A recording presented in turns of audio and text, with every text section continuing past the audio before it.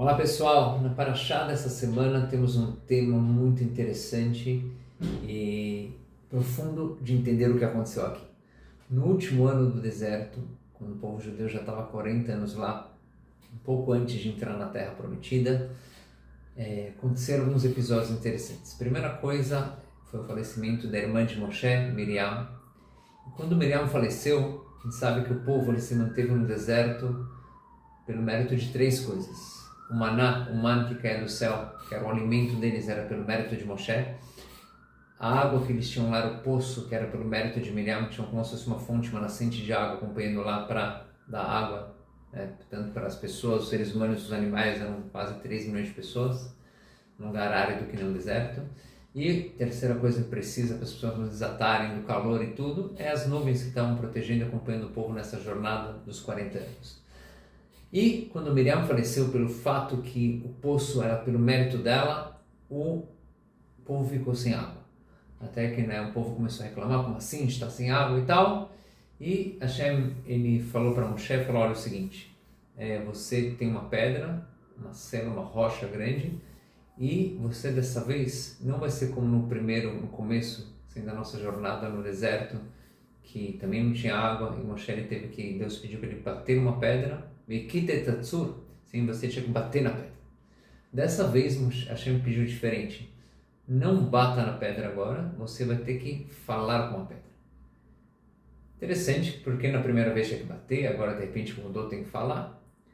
Moral da história que aconteceu no final, na hora que Moshe ele falou com a pedra não deu só água, então no final das contas Moshe ele bateu na pedra. Parece, à primeira vista parece tipo, se não foi por bem, vai por mal. Se você não está entendendo quando eu estou falando, vai na porrada. Bateu uma vez, saiu pouca água, bateu uma segunda vez e saiu muita água. E depois que aconteceu esse episódio, Hashem falou para Moshe, olha, pelo fato que você fez isso e não obedeceu a minha ordem de ter falado com a pedra, você não vai entrar na terra de Israel, por não ter santificado o meu nome. Então, muita coisa estranha aqui aconteceu. Mas vamos pegar um aspecto de tudo, porque realmente o tema é complexo e tem muitos detalhes interessantes. Mas para um vídeo curto, não dá para falar tudo. De qualquer forma, vou deixar vocês curiosos para a continuação. Mas assim, o ponto que a gente tem que entender aqui, se Deus falou uma ordem clara para Moshe, Moshe, fale com a pedra. Por que será que Moshe ele foi e bateu? Qual o problema? Então dizem nossos sábios que na verdade o que aconteceu foi o seguinte. Quando Moshe, tinha uma rocha específica que Deus falou para falar com essa rocha específica. O que aconteceu é que o povo começou a questionar, falar, sempre tem aquela galera que tumultua, faz as confusões e tal, e começaram a fazer uns comentários assim, essa pedra, porque justo essa pedra, sim? Porque deve ser que lá embaixo o Moshe sacou que tem uma fonte de água lá por baixo, vai fazer como se fosse um truque ou algo assim. Mas a gente sabe, sim, que provavelmente deve ter algo, mas se fosse outra pedra, Moshe não conseguiria tirar água de lá. E é muito estranho você ver o ser humano como ele é questionador, assim, a ponto de tantos milagres já viram. Tipo, justo esse é uma coisa que a Hashem não consegue fazer, tirar água da pedra. Mas o ser humano, assim, tem essa tendência de questionar, de duvidar, mesmo coisas muito evidentes. De qualquer forma, Moshe ele pensou assim, óbvio que a Hashem ele pode tirar água de qualquer pedra, não faz diferença se é essa pedra ou outra. O problema é que se eu falar com essa pedra que Deus me ordenou, eu não vou estar santificando o nome de Hashem, então eu começo a questionar o milagre. Mas se eu falar com qualquer outra pedra, me falam que pedra vocês querem que eu falo. Aí, nesse caso, vão ver que realmente é um milagre, porque não é que era justo essa pedra específica. Qualquer uma Hashem pode tirar. Então Moshe fez aqui um cálculo lógico e com boa intenção. O que aconteceu é que quando Moshe foi falar com a pedra, que não era a pedra que Hashem ordenou ele falar com ela, não deu certo, porque Hashem queria que fosse aquela pedra específica e não essa. E quando não deu certo, Moshe viu, bom, esse método aí de falar, tô vendo que não está adiantando, então vamos tentar o método antigo. Aí ele foi, bateu e no final deu a sua água. Mas a pergunta é, qual foi o erro de Moshe então? Se Moshe ele teve uma boa intenção, ele quis santificar o nome de Hashem, ele não tinha um interesse pessoal nisso, pelo contrário, não queria que as pessoas tivessem alguma dúvida do milagre, questionassem e tal. Ele queria mostrar pelo contrário, que Hashem não tem limitação, em qualquer pedra ele pode tirar água. Então se Moshe teve uma tão boa intenção nisso, Por que será que ele foi castigado? E Hashem falou, você não santificou o meu nome da maneira que deveria. A resposta é o seguinte. Tem uma regra que grande parte dos testes que a gente tem na nossa vida é quando Hashem ele ordena uma coisa muito clara para o ser humano, uma coisa que tem que fazer assim, uma coisa que é proibido fazer. Uma das artimanhas, né, das forças do mal é trazer argumentos porque nesse caso é melhor fazer o mal. Por exemplo, quando o meu Yetzirará, o anjo que quer que eu peque, ele quer me convencer a fazer um pecado. Racionalmente é difícil uma pessoa estar consciente que ela está fazendo um pecado e fazer tipo, eu sei que é proibido falar mal dos outros, eu vou falar mal dos outros agora.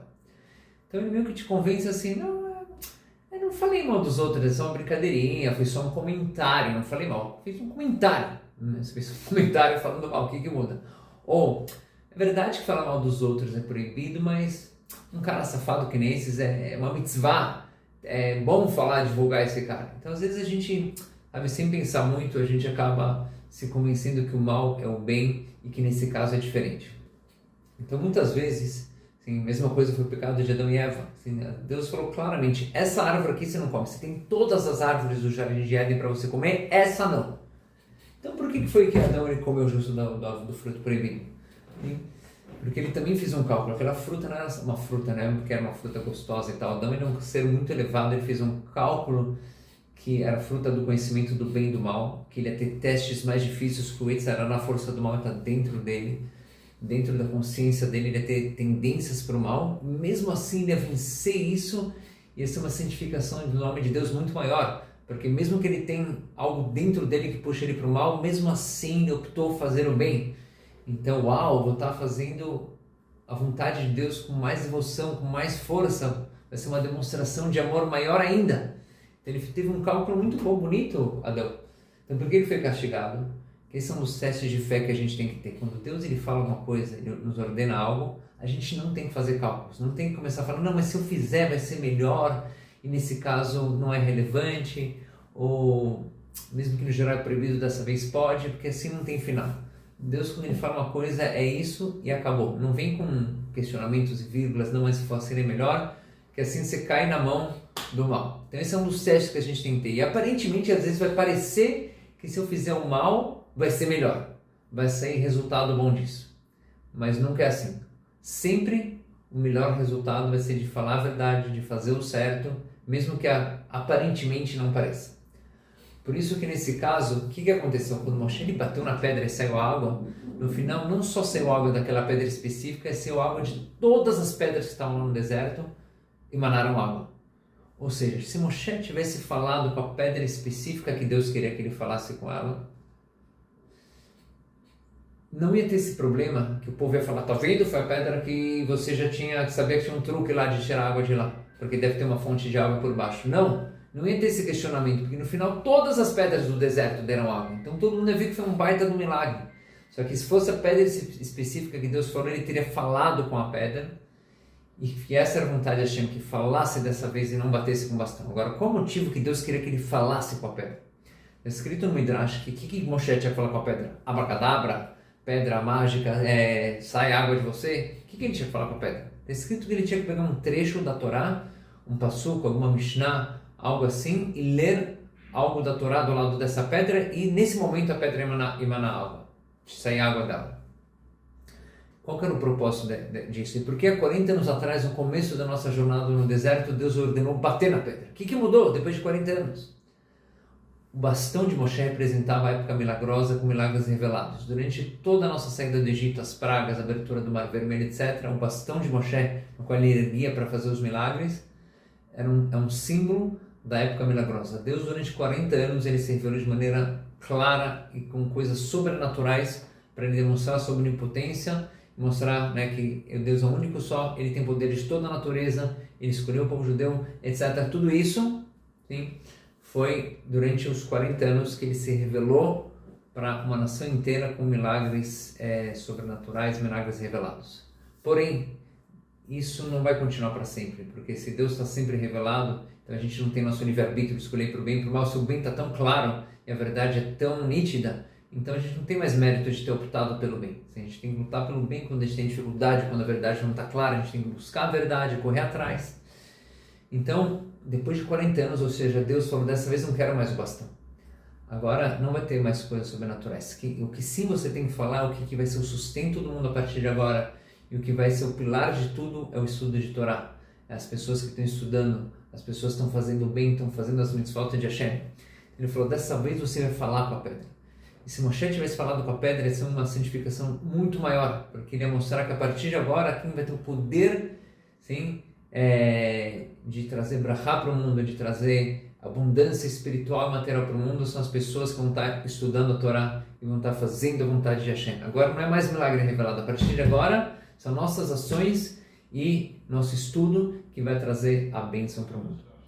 Então a gente vê que se Moshe tivesse escutado exatamente o que Hashem pediu, ele não só que não ia ter saído perdendo em relação a isso, que é um questionado milagre, porque todas as pedras do deserto deram água, mas ia ter uma santificação ainda maior, que todo mundo ia entender que acabou a festa agora, não tem mais milagres revelados, não é mais através do bastão, e sim através das nossas atitudes, das nossas mitzvot, das nossas boas ações, e através do nosso estudo. Então lembre, pessoal, uma mega mensagem aqui para a vida. Sempre o que é o caminho certo, o caminho do bem, aquilo que Hashem nos ordenou, a gente tem que fazer isso ao pé da letra. Não pense, não, nessa geração mudou, agora não é bem assim, tem que fazer uma reforma, uma adaptação, ou nesse caso acho que dá para abrir mão. Quando a gente começa a fazer cálculos assim, sempre você vai ser enganado pelo mal e vai acabar fazendo besteira. Quando tem algo claro, a vontade de Hashem é muito clara, muito precisa, e quando você faz o certo, você nunca vai se arrepender. Até a próxima e Shabbat Shalom.